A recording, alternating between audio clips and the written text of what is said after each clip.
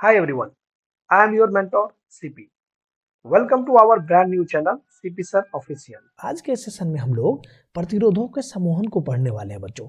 जब प्रतिरोधों के समूहन को पढ़ेंगे ना तो इसमें दो प्रकार पढ़ना होता है ना। एक पढ़ना होता है प्रतिरोधों का श्रेणी क्रम समूहन और दूसरा होता है प्रतिरोधों का समांतर क्रम समूहन। तो आज जो हम लोग बात कर रहे हैं श्रेणी क्रम समूहन का। किसकी बात कर रहे हैं हम लोग?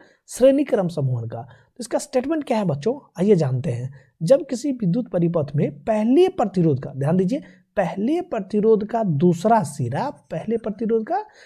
सिरा और दूसरे प्रतिरोध के पहले सिरे से जोड़ देते हैं और दूसरे प्रतिरोध का दूसरा सिरा तीसरे प्रतिरोध के पहले सिरे से जोड़ने पर क्या होता है, जो संयोजन प्राप्त होती है उसे हम लोग क्या बोलते हैं? श्रेणी क्रम संयोजन की बात करते हैं, है ना। आइए डायग्राम से समझते हैं। अगर डायग्राम में देखें बच्चों तो यहाँ पर हमने तीन प्रतिरोध लिए।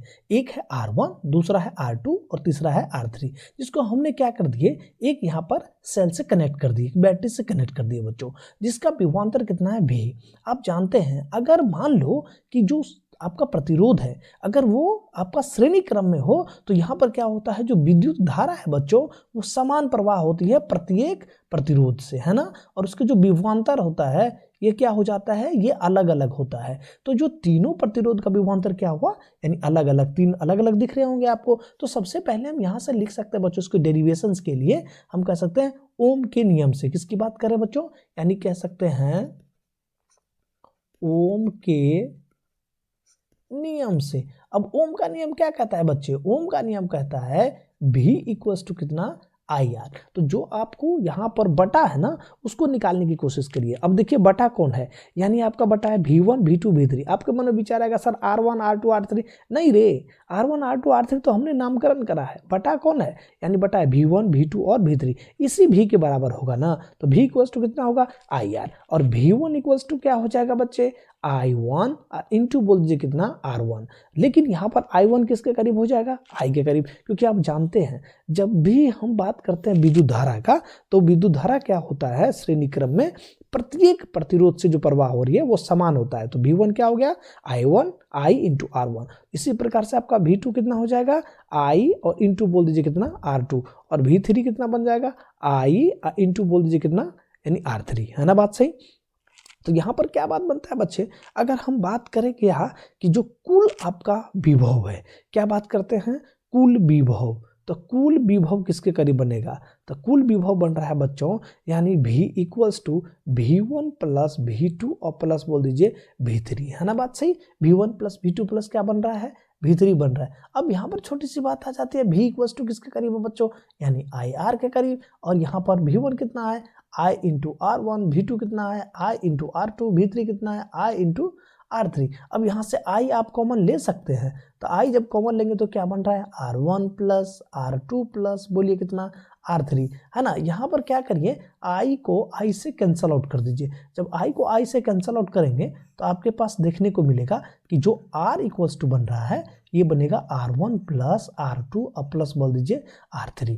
अब ये आपका फाइनल रिजल्ट बन के तैयार हो जाता है। बट अगर हम बात करते हैं क्या कि यदि यहाँ पर R जो है वो किसके करीब है, RS। और RS अगर हम बात करें तो हम कह सकते हैं बच्चों ये जो आपका समूहन है वो कहाँ पर है, श्रेणी क्रम। तो यहाँ से कह सकते हैं प्रतिरोधों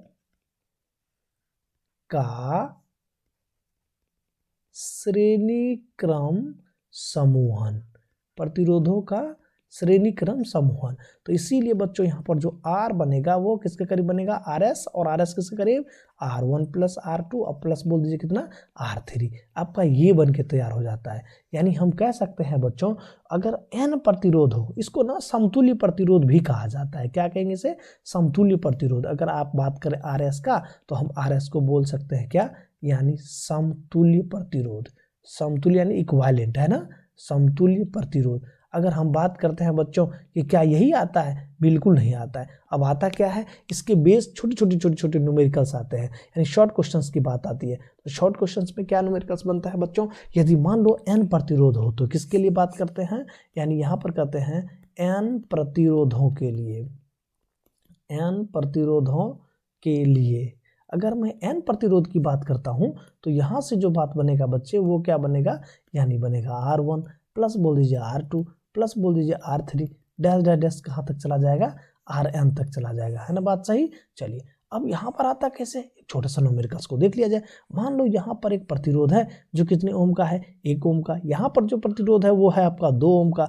अब यहाँ पर ए और यहाँ पर दे देता है बी। अब आपसे पूछ रहा है बच्चों कि आर ए बी का मान निकाल दीजिए, है ना। इस तरह का जब भी क्वेश्चन आता है बच्चे आर ए बी का मान निकालने के लिए, अब आप सोचिए ना, ये जो प्रतिरोध आपको दिखा है बच्चे, ये दोनों आपस में कैसा है, श्रेणी क्रम में। क्यों, क्योंकि यहाँ से जो करंट को फ्लो कराओगे तो ये करंट यहाँ पर भी सेम रहेगा, यहाँ से आउटपुट भी सेम हो रहा है, करंट की वैल्यू नहीं बदल रही है। जब करंट का मान नहीं बदल रहा है इसका मतलब किस में है ये, यानी कह सकते हैं ये किस में है, श्रेणी क्रम में। और जब श्रेणी क्रम में होता है तो यहाँ से आर ए बी बराबर क्या लिखेंगे बच्चे, हम लोग लिख सकते हैं R1 प्लस बोलिए R2, है ना। R1 कितना है 1 ओम, प्लस बोलिए कितना 2 ओम, इक्वल्स टू कितना बन रहा बच्चों 3 ओम, आपका आंसर हो जाता है ना।